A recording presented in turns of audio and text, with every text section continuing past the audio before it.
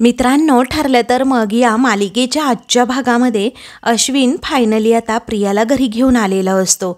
घरातील सगळ्यांचे चेहरे प्रियाला पाहिल्यानंतर अगदी पाहण्यासारखेच होतात, कारण त्यांच्या पायाखालची जमीन सरकलेली असते। अर्जुन सायलीला खरं तर खूप मोठा हा धक्का बसलेला असतो, कारण त्यांना कल्पनाच नसते की ही आज लगेचच घरी सुटून येईल। आत्ता तर कुठे तिच्या केसची प्रोसेस सुरू झाली होती आणि अचानक घरी कशी, हा प्रश्न दोघांनाही पडलेला असतो। कल्पना, प्रताप, त्याचबरोबर अस्मिता हे सगळेच जण रागात प्रियाकडे बघतात। तर प्रिया आता साळसूतपणाचा आव्हानात, माझ्या फॅमिलीला मी खूप दिवसानंतर भेटले हे असं दाखवत तिच्या चेहऱ्यावर मात्र स्माईल असतं आणि ती सगळ्यांकडे तेवढ्याच प्रेमाने बघत असते। परंतु आता तिच्या मनात कपट असतं आणि हे सगळ्यांना माहीत असतं। अश्विनला वाटतं की माझ्या प्रियाला आता घरातील सगळ्यांना बघून एवढा आनंद झालाय म्हटल्यानंतर घरातील सगळेजण प्रियाला माफ करतील आणि घरात घेतील। अश्विन हा प्रियाकडे बघतो तेव्हा प्रियासुद्धा अगदी त्याच्याकडे बघून गालात हसते। मग अश्विन म्हणतो, अगं तन्वी चल आतमध्ये चल।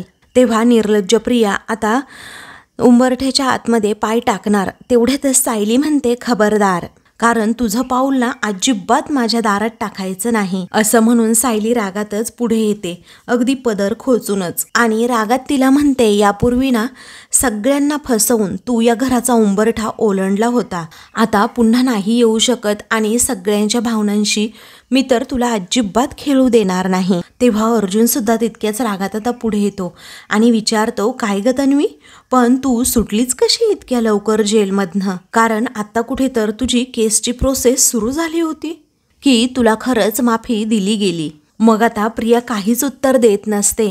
ते पाहून अश्विन म्हणतो, अर्जुन दादा, अरे माफीचा साक्षीदार केलं गेलं?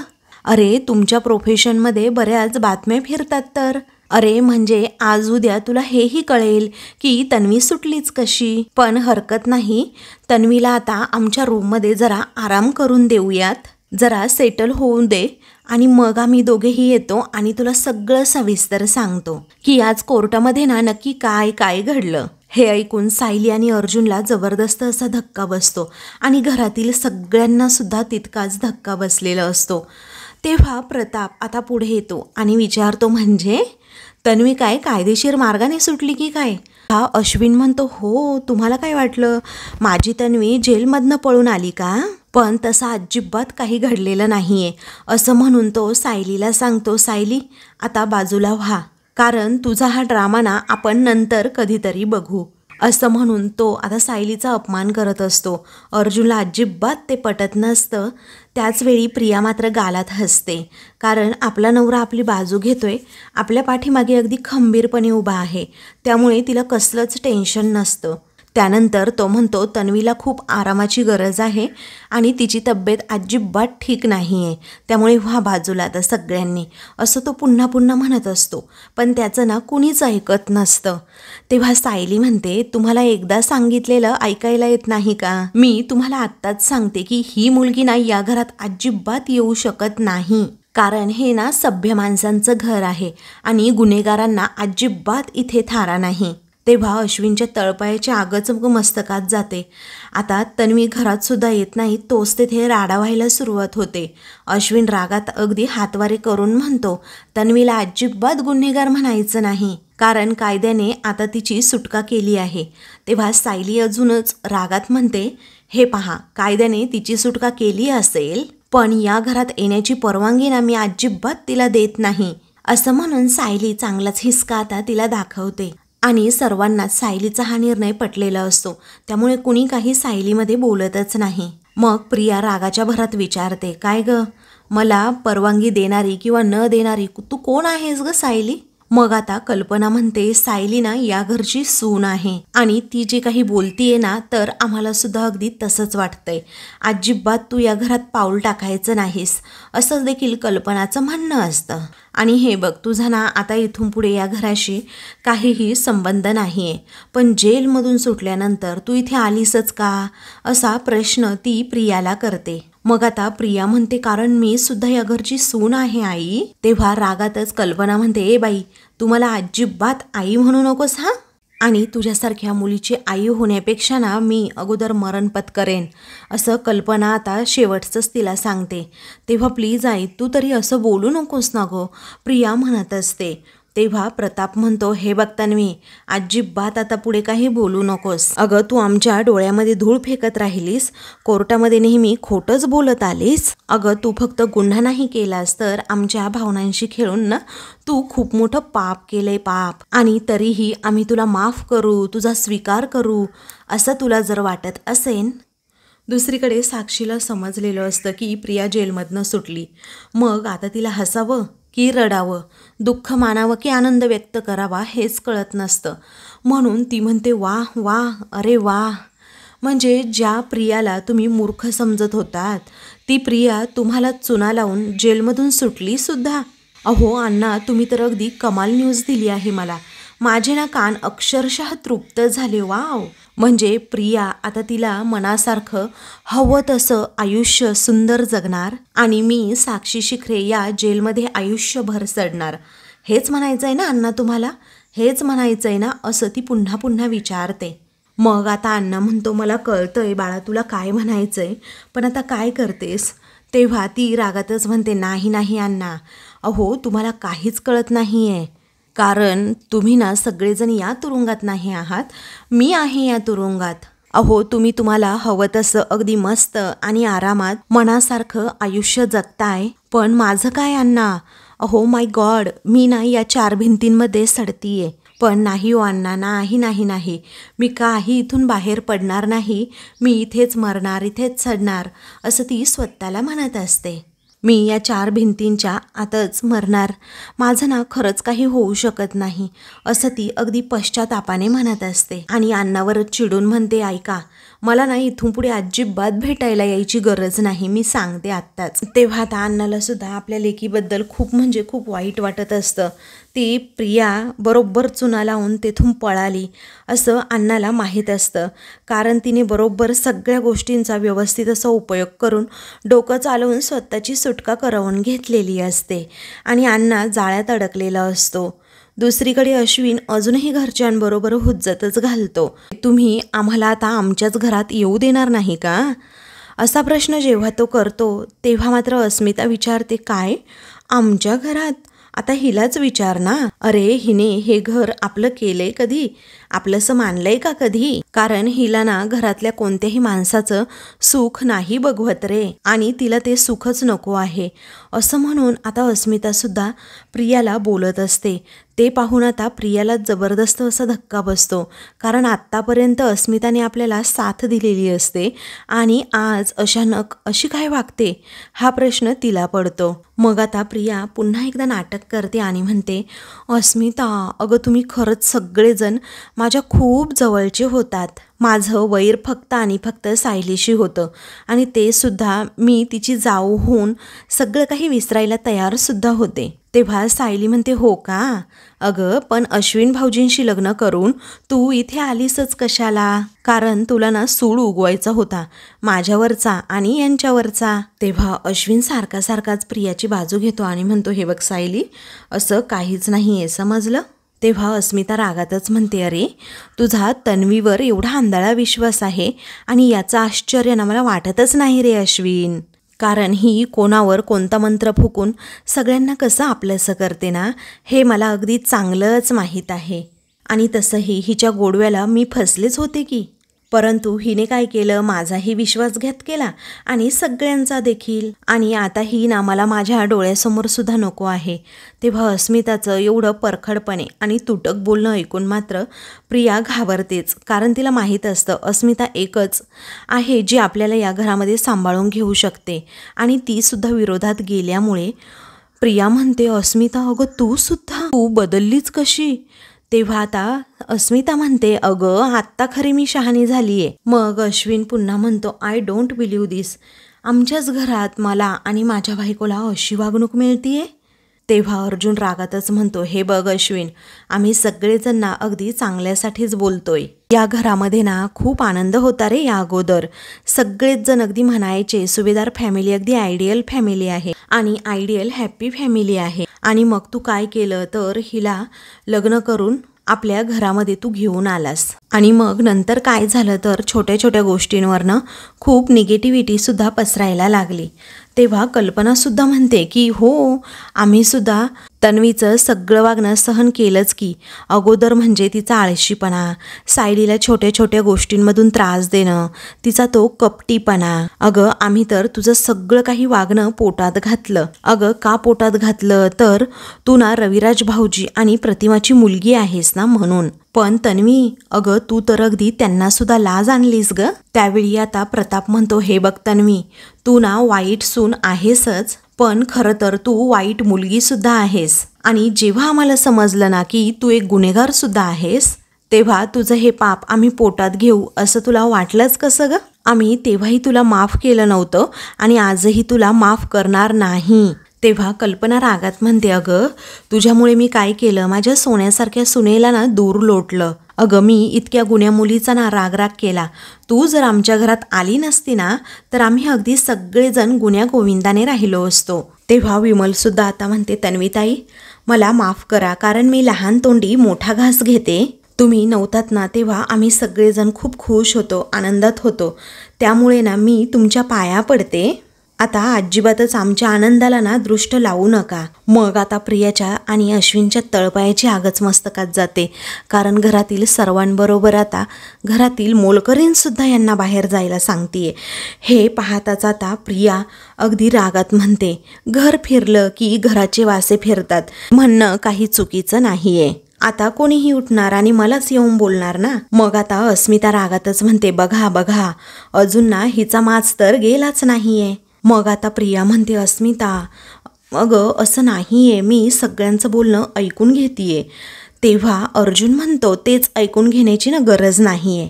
एक गोष्ट लक्षात ठेवायची तन्वी, या घरचं वातावरण ना आम्ही अजिबात तुला बिघडू देणार नाहीये. त्यामुळे निमूटपणे ना आता तू इथून निघ असं अर्जुन रागातच म्हणतो. आणि अगदी चुकून सुद्धा या घराकडे ना तू बघायचं पण नाहीस अशी स्पष्ट धमकी देत तो तिला बाहेर जायला सांगतो. तेव्हा सगळ्यांनीच आता विरोध केल्यामुळे अश्विन मात्र चवताळूनच उठतो आणि तेवढ्याच रागात म्हणतो, तू आतमध्ये चल ग तन्वी, मी बघतो तुला कोण रोखतंय घरामध्ये जाण्यापासून. असं म्हणून तो सगळ्यांना धमकीच देऊ लागतो.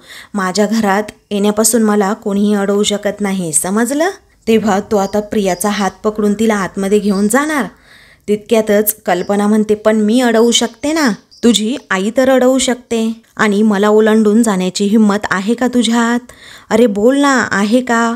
असं म्हणून ती त्याला आता जाब विचारू लागते. आणि तू ग, मी तुझ्यावरती माया केली ना, ही माझ्या आयुष्यातील सर्वात मोठी घोडचूक आहे असं कल्पना प्रियाला म्हणते. आणि परत अशी चूक ना मी कधीच करणार नाही. तेव्हा प्रिया पुन्हा एकदा लगेच सगळ्यांचं मन जिंकण्याचा प्रयत्न करत असते. कल्पनाला ती म्हणत असते, पण आई अगं माझं प्रेम ना तुमच्यावरचं, माझी माया तुमच्यावरची ना खरी होती अगं, आणि मी सगळ्यांपेक्षा जास्त प्रेम ना तुझ्यावरच केलं. तेव्हा कल्पना विचारते, आई शब्द उच्चारण्याची लायकी तरी आहे का तुझी? अगं मी तुझ्याकरता काय काय नाही केलं आणि स्वतःच्या मुलीपेक्षा मी तुझ्यावरती जास्त प्रेम केलं. पण तू काय केलंस तर माझ्याच पाठीमागे खंजीर खुपसलास. अगं एकतर तू आमच्याशी गोडगोड बोलत राहिली आणि दुसरीकडे काय केलं, त्या खुनी मुलीला मदत करत राहिलीस. अगं तू ना सगळ्या जगाशी अगदी खोटं बोलत राहिलीस. तू ना सुभेदारांच्या अब्रूला काळीमा फासलास. आता कल्पनाला या सगळ्या गोष्टींचा त्रास होईल म्हणूनच सायली म्हणते, नका ना त्रास करून घेऊ आई. तेव्हा कल्पना म्हणते, आज मी सगळ्यांसमोर आणि तन्वीच्या समोरही सांगते की मी तुझ्यापेक्षा तन्वीला सर्वात जास्त महत्त्व दिलंय आणि ही माझ्या आयुष्यातली सर्वात मोठी चूक झाली. आणि तुला सांगू सायली, तू ना हिरा आहेस, हिरा, आणि तन्वी मात्र कोळसा आहे. मला सगळ्या गोष्टी क्लिअर झाल्या आहेत, कारण ही मुलगी जर का पुन्हा आपल्या घरात शिरली ना तर माझं अख्खं घर सुद्धा जाळून टाकीन.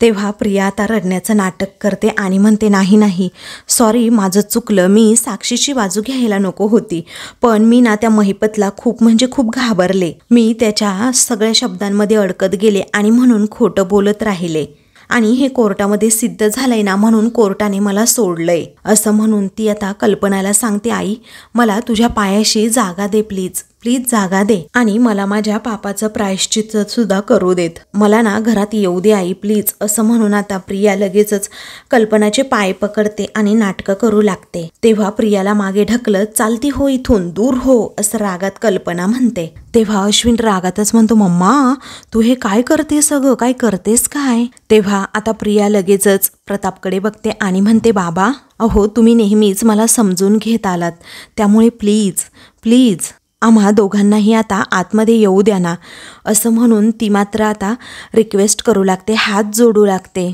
तेव्हा आता लगेचच प्रताप म्हणतो, हे बघ तन्वी, जो माणूस जास्त समजूतदार असतो ना त्याचाच गैरफायदा नेहमी घेतला जातो आणि जसा तू घेतलास ना अगदी तसाच. अगं मलाच कळत नाहीये रविराज आणि प्रतिमाचा एकही गुण घेतला नाहीस तू. अगं हे फक्त तुझं दुर्दैव नाहीये तर आमच्या सगळ्यांचंच दुर्दैव आहे आणि आली ना तशी परत जा, या घरात काही तुला जागा नाही, असं प्रताप रागातच तिला म्हणतो. प्रिया म्हणते, अस्मिता अगं अस्मिता निदान तू तरी समजून घे ना गं मला. तेव्हा अस्मिता मात्र रागातच म्हणते, ए बाई जरा गप्प बस ग, इथून जायचं तू काय घेशील तेवढं सांग. अगं तुझा आवाज माझ्या बाळाच्या कानावर पडतोय ना, हेच इतकं भयंकर आहे आणि माझ्या बाळाला ना कळलंच नाही पाहिजे की जगामध्ये ना तुझ्यासारखी आतल्या गाठीची माणसं सुद्धा राहतात. आता असं म्हणून प्रियाची अगदी इज्जतच अस्मिताने काढलेली असते, तिचा अपमान केलेला असतो. तेव्हा आता प्रियाला समजतं की आपलं मनासारखं वागणारं इथे कोणीही राहिलेलं नाहीये. ती आता रडण्याची नाटकं सुरू करते. अश्विन मात्र तिला धीर देतो. मग आता अश्विन म्हणतो, रडू नकोस तन्वी. तेव्हा ती म्हणते, अरे बघ ना तू अश्विन, अरे अस्मिता सुद्धा मला असं बोलतीये. मग आता तो म्हणतो, हे बघ या माणसांसाठी ना तन्वी तू अजिबात डोळ्यात पाणी आणू नकोस. मग त्यानंतर सायली विचारते, आता आणखी काय ऐकायला थांबली आहेस तू, निघायचं आता. तेव्हा प्रिया आता कावरीबावरी होते आणि विचारते, मी आता माझं घर सोडून कुठे जाऊ, कारण आई आणि बाबा तुम्ही सगळेजण मला अगदी हवे आहात हो. आणि खरं तर मी त्या महिपत आणि साक्षीमुळे शिक्षा भोगतीये. माझी फक्त एवढीच चूक झाली की मी तुम्हाला ना अगदी पहिल्यापासून खरं सांगायला पाहिजे होतं आणि जे ना मी तुम्हाला नाही सांगितलं आणि महिपत शिकरे सगळ्यांचा जीव घेईल या भीतीने मी अगदी गप्पच राहिले नेहमी. तेव्हा अर्जुन आता हसतो आणि विचारतो, काय महिपत आम्हाला मारून टाकेल आणि मी त्याला तसं करू देईल असं तुला वाटतं का? अगं जरा तुझ्यावर कुणीतरी विश्वास ठेवेल अशा थापा तरी मार. मग आता प्रिया म्हणते, अरे अर्जुन तू माझ्यावर विश्वास ठेव, मी 2 वर्ष झाले आहे महिपतच्या धमक्या ऐकतीये, एवढ्या बाबतीत तरी ठेव विश्वास, अशी ती विनंती करत असते. पण अर्जुनचं मन मान्य करायला तयारच नसतं आणि माझंच चुकले असं म्हणून ती स्वतःच्या गालामध्ये मारून घेत असते. त्याचवेळी आता अश्विन म्हणतो, तन्वी तू हे काय करतीयस, सांग ना तू काय करतीयस हे. प्रियाचा हा तमाशा सगळेजण पाहत असतात पण तिला कोणीच थांबवत नाही. सायली म्हणते, बस झाला हा तुझा हा तमाशा आता, आणि मी पुन्हा एकदा तुला या घराची शांतता अजिबात भंग करू देणार नाहीये अशी धमकीही देते आणि या घराशी तुझा असलेला संबंध हा कायमचा संपला, अगदी कायमचा, आता निघायचं, असं म्हणून सायली तिला आता घराबाहेर जायला सांगत असते. घरातील सगळेजण सायलीच्या या रौद्र रूपाकडे पाहत असतात कारण सायली एवढी कधीच चिडलेली नसते, परंतु आपल्या कुटुंबाच्या भल्यासाठी तिने आता प्रियाला घरात न येऊ देण्याचा निर्णय घेतलेला असतो. आणि खरं तर तो अगदी प्रतापपासून ते विमलपर्यंत सगळ्यांनाच पटत असतो आणि म्हणून सायलीसमोर कुणी काहीच बोलत नाही. तीच प्रियाला आता बरोबर सरळ करून तिला तिची जागा दाखवून देत असते आणि प्रिया दोघेही घाबरतात. आता कुठे जायचं हा खूप मोठा प्रश्न त्यांच्यासमोर असतोच. मग अश्विन हा घरातील सगळ्यांकडे बघतो. त्याला माहीत असतं की घरातील कोणीतरी माझ्याकडे बघून का होईना प्रियाला घरात घेतील, पण यावेळी ना असं काहीच झालेलं नसतं. तर आता मित्रांनो पुढील भागामध्ये अस्मिता आणि कल्पना दोघीही प्रियाच्या बॅगाच अशा फेकून देतात आणि हे घर तुझं नाही आहे असं रागात म्हणतात. तेव्हा सायली विचारते, आता तुला तुझी लायकी समजली ना प्रिया, या घराकडे आणि या दिशेकडे सुद्धा ना तू अजिबात वळून बघायचं नाही, समजलं? तर अर्जुनसुद्धा पुढे येतो. अश्विनला म्हणतो, ही मुलगी या घरात येणार नाही म्हणजे येणार नाही. तेव्हा अश्विन प्रियाच्या बाजूने खंबीरपणे उभा राहतो आणि म्हणतो, माझ्या बायकोला हक्काच्या घरात जायचंय आणि तिची ही इच्छा मी पूर्ण करणार म्हणजे करणारच. तेव्हा सायली म्हणते तिची इच्छा ना कधीही पूर्ण होणार नाही अश्विन भाऊजी, कारण तुमची बायको ना फक्त हे घर पोखरणार आहे. मग आता अश्विन रागात सायलीला म्हणतो, अगं तन्वीला या घरात घ्यायचं नाही, फक्त तू ठरवलंस आणि घरातील बाकीचे सगळेजण ना फक्त आणि फक्त तुझ्या तालावर नाचतायत. तेव्हा अर्जुन पुढे येतो आणि अश्विनला खूप रागात म्हणतो, माझ्या बायकोशी ना नीट बोलायचं नाहीतर, असं म्हणून अर्जुन आता खूपच चिडतो. तेव्हा अश्विन अजून पुढे येतो आणि म्हणतो, नाहीतर काय करणार काय तू. तेव्हा सायली आता रागाच्या भरात प्रियाचा हात पकडते, फरफटतच तिला गेट बाहेर लोटून देते. प्रिया तेथेच रस्त्यावर पडलेली असते.